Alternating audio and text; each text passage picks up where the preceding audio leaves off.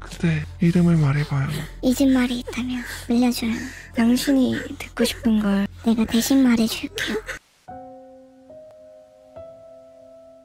제목 그림자 회랑의 사서. 내 이름은 셀레나 로즈마르크. 로즈마르크 후작가의 외동딸이자 황궁 비서국에 배속된 기억 기록 마도사입니다. 이 이야기는 제가 황궁 중앙도서관, 그 중에서도 접근 금지구역 일명 그림자 회랑으로 배속되던 날부터 시작됩니다. 황궁의 도서관은 수천 년의 기록을 보존하는 제국 최대의 마도서 보건소이며 그중 가장 깊은 구역에는 빛이 닿지 않는 회랑이 하나 존재합니다. 입구는 봉인되어 있었고 벽에는 이런 문구가 새겨져 있었죠. 그대가 찾는 지식은 기억을 요구할 것이다. 한쪽을 읽을 때마다 한 사람을 잃게 될지언니.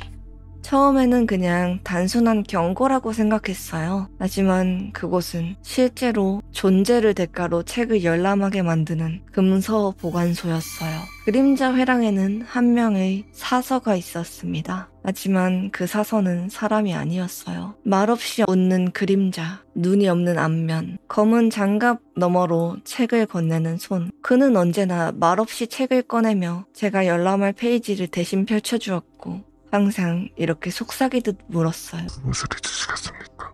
저는 처음에는 사소한 기억들부터 포기했습니다. 어릴 적에 먹었던 맛있는 디저트의 맛, 마차에서 편안하게 들었던 음악, 누군가의 이름, 책은 그 대가로 정교하고 위험한 마법 지식을 내어주었어요. 하지만 갈수록 더 많은 것을 잃게 되었어요. 하녀의 얼굴이 떠오르지 않았고 어머니의 방 위치가 헷갈리고 거울을 봤을 때 거울 속의 얼굴이 낯설게 느껴졌습니다. 그리고 어느 날 회랑 안에서 책을 읽던 사서가 제게 말했습니다. 이제 당신 존재 스스로를 지울 차례입니다. 그림자 회랑에는 룰이 있었습니다. 12권째 책을 열람한 자는 자신의 이름과 그 존재를 바쳐야 한다. 저는 그제야 깨달았습니다. 회랑에서 책을 빌려간 자들은 모두 사라졌고 그 빈자리를 새로운 사서가 채웠다는 걸요. 지금 책에 남아있는 기억은 많지 않습니다. 이름도 고향도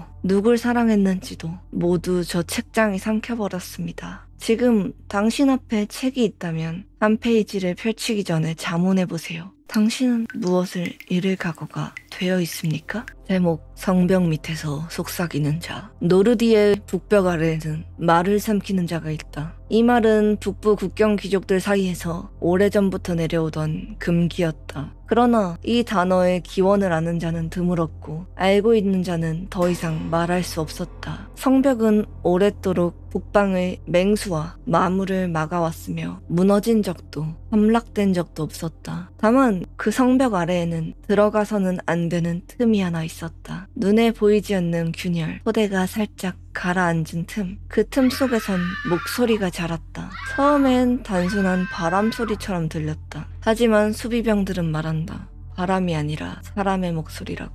그것도 하나가 아니라 여러 명이 동시에 속삭이는 것 같다고. 그대 이름을 말해봐요. 잊은 말이 있다면 알려줘요. 당신이 듣고 싶은 걸 내가 대신 말해줄게요. 이런 소리가 밤마다 성벽을 울린다. 5년 전 노르디의 성벽의 수비대장이었던 로이크 리벤부르크 경은 이 소리를 추적하다가 실종되었다. 다음 날 벽 아래 균열에서 사람의 손이 발견되었다. 그것은 돌처럼 굳어 있었고 무언가에 잡힌 채로 매달려 있었다. 그리고 그 손가락 끝에는 무언가를 새긴 흔적이 있었다. 이름이었다. 로이크. 자신의 이름을 스스로 벽 안에 새긴 것이다. 그날 이후 노르디의 성벽에는 이상한 전염병이 퍼졌다. 병사들은 말을 잃어갔고 그들이 맡은 보고서에는 이상하게 반복되는 단어가 적혀 있었다. 듣지 마라.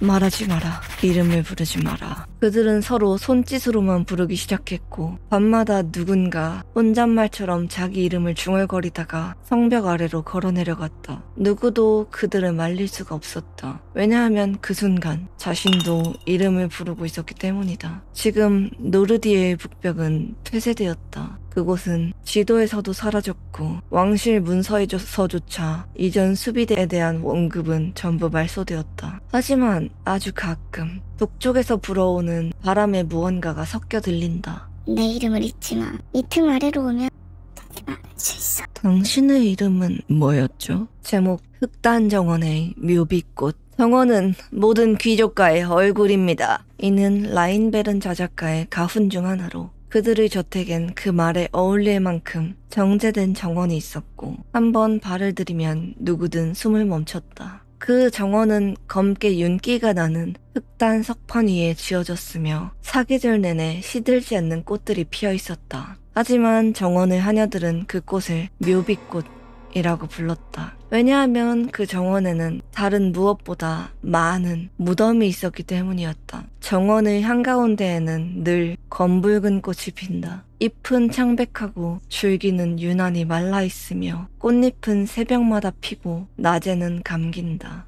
그 꽃은 씨앗이 없고 잎도 번식하지 않는다. 다만 매년 한 사람씩 실종될 때마다 새 꽃이 하나 자라난다. 처음으로 꽃이 살아있다 라고 주장한 건 정원 담당 하녀였다. 그녀는 새벽마다 꽃 앞에 무릎을 꿇곤 중얼거렸다. 오늘은 안 울었네요, 아가씨. 이제는 땅속이 편안하신가요? 사실 그 정원에는 공식적으로 묘비가 세워진 이가 없었다. 무덤은커녕 뼈조차 남아있지 않았다. 하지만 꽃의 위치와 실종자들의 마지막 흔적은 항상 겹쳐 있었다. 귀족가의 아가씨, 방문했던 기사, 임시로 일하던 외부의 하녀. 단 한 명도 돌아온 자가 없었지만 꽃은 언제나 같은 위치에서 피어났다.